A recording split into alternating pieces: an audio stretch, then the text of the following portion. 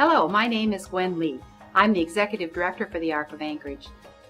Years ago, the Arc of Anchorage was asked by the Department of Education to provide a home setting for deaf students outside Anchorage while attending the Alaska State School for the Deaf and Hard of Hearing.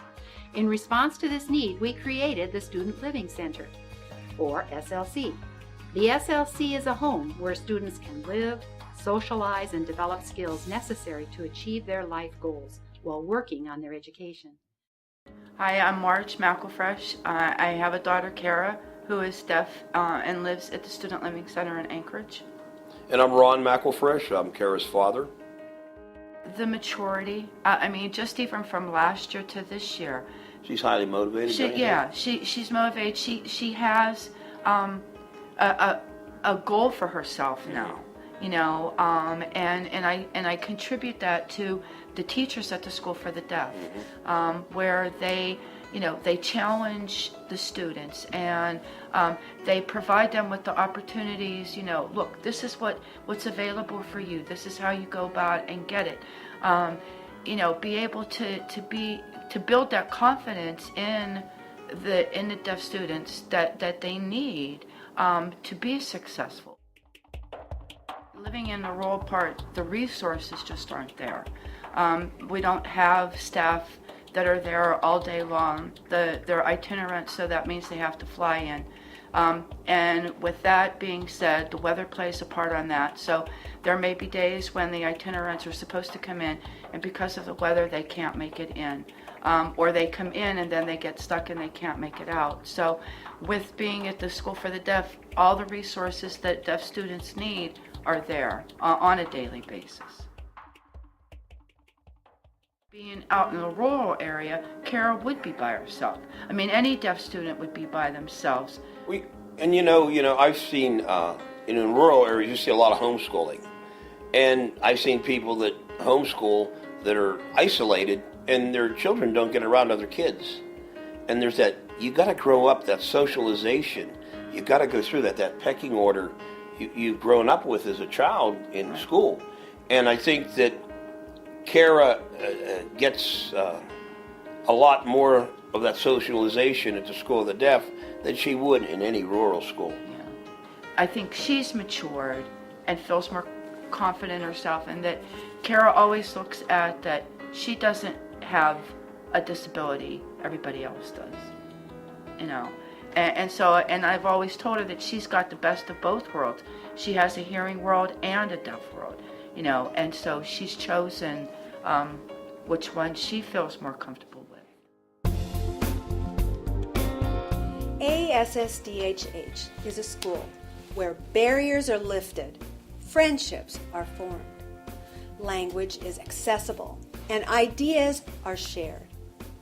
Here at our school, poetry and music are visual, faces and hands convey meaning, lessons are given in listening and speaking, American Sign Language and art, reading and writing, science and mathematics.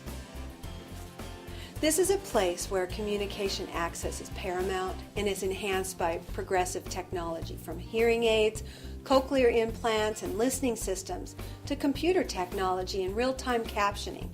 ASSDHH is a school that blends the best of both worlds, with direct instruction in small groups or mainstreaming opportunities where skilled interpreters bridge the communication gap between the hearing and deaf worlds.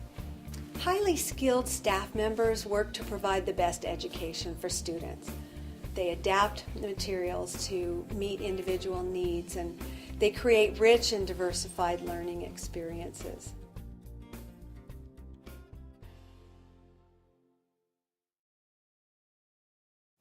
Hi, my name is Janelle Rogers, and I am the speech and auditory emphasis teacher at the Alaska State School for Deaf and Hard of Hearing.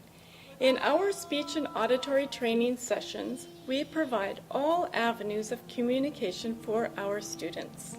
We provide training in 4 different areas. The first is articulation skills.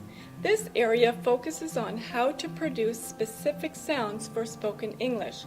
Sign language and sign language classifiers are used to help children understand lip, tongue, and mouth placement needed to produce a sound correctly.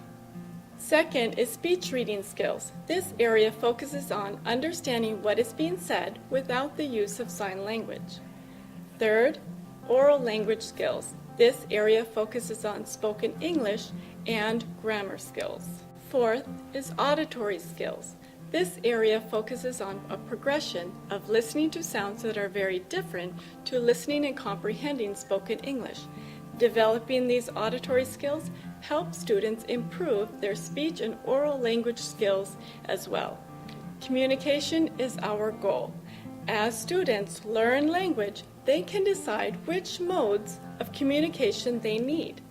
Deaf and hard of hearing children generally attend speech and auditory emphasis sessions for many years. My goal is that as students improve their skills, they also have fun. Our goal is that deaf and hard of hearing children be given every tool available to help them maximize their communication and aid their academic success. Our students are welcomed into a community where they find understanding, support, and camaraderie. And they achieve their highest potential academically and socially. And our students go on to make a difference in the world.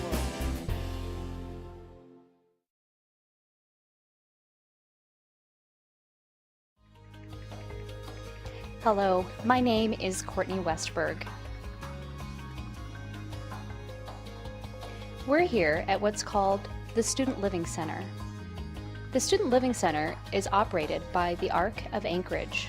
This house provides an area for students who are living outside of Anchorage to attend school at the Alaska State School for Deaf and Hard of Hearing.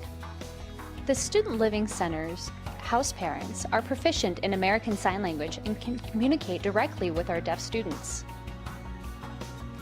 The house parents are primarily focused on two areas of need for our students, one being academics and the second having healthy living skills. We encourage our students to stay and do well in school. And on the home front, we teach them things such as cooking, having household chores and responsibilities, as well as making sure that they participate in deaf community events. Students living at the Student Living Center are encouraged to socialize with the deaf and hard of hearing community, to develop friendships that often become lifelong connections. The Student Living Center is a really good place for students to stay. They teach them responsibility, and it's just like an actual family.